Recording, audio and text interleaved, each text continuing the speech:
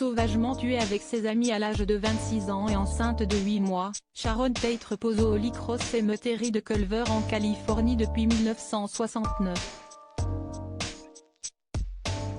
L'un des responsables du massacre, Tex Watson, purge lui sa peine de prison à vie. Toutefois, il a réussi à poursuivre son existence et même à fonder une famille. Si l'horrible meurtre de Sharon Tate le 9 août 1969 est associé au nom du gourou psychopathe Charles Manson, le criminel décédé en 2017 n'a pas agi seul pour perpétrer ces actes terribles. Manipulateur, il a enrôlé dans sa secte la famille, plusieurs individus. Parmi ceux-ci, Charles Tex Watson, qui est considéré comme le leader des tueurs de cette nuit d'été en Californie qui a vu la mort de 5 personnes dont l'actrice Sharon Tate, à l'époque mariée à Roman Polanski et enceinte de 8 mois. Le meurtrier est toujours vivant et a poursuivi son existence derrière les barreaux. Charles Denton Tex Watson, est né le 2 décembre 1945 à Dallas au Texas. Membre de la secte dirigée par Charles Manson, il a été condamné à mort pour une série de meurtres parmi lesquels celui de Sharon Tate mais également de Leno et Rosemary LaBianca. Sa peine a été commuée en prison à perpétuité et l'homme désormais âgé de 76 ans se trouve au centre pénitentiaire de Richard J.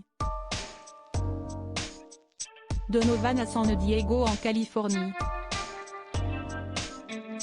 Celui qui a proféré au moment des assassinats de Sharon Tate et ses proches « Je suis le diable, et je suis ici pour faire le travail du diable » a réussi à poursuivre sa vie après les terribles faits. CST ainsi que celui qui est devenu ministre d'un ordre religieux évangélique qu'il a lui-même créé depuis le pénitencier, s'est marié avec Christine Jones Ovego. Grâce aux visites conjugales, le couple a eu 4 enfants, 3 garçons et une fille. Les visites pour les prisonniers à vie ont ensuite été supprimées à partir de 1996. Tex Watson a divorcé en 2003 après 24 années de mariage, celle qui était sa femme a refait sa vie avec un autre mais est restée en bons termes avec le tueur.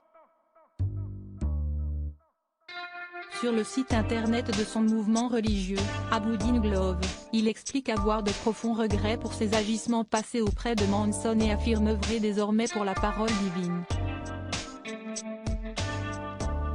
Un hypocrite. Le journaliste Scott Thomas Anderson avait détaillé sur son site une audience en 2011 de Tex Watson pour une demande de liberté surveillée et à laquelle la sœur de Sharon Tate, Debra, a assisté. Cette dernière n'a pas cru dans les remords exprimés par le prisonnier.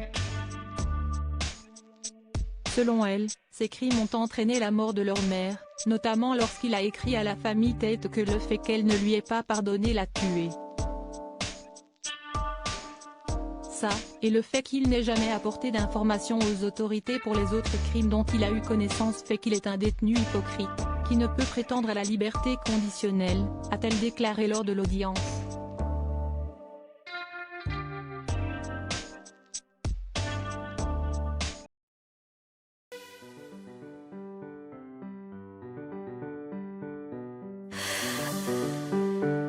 The man I love just had a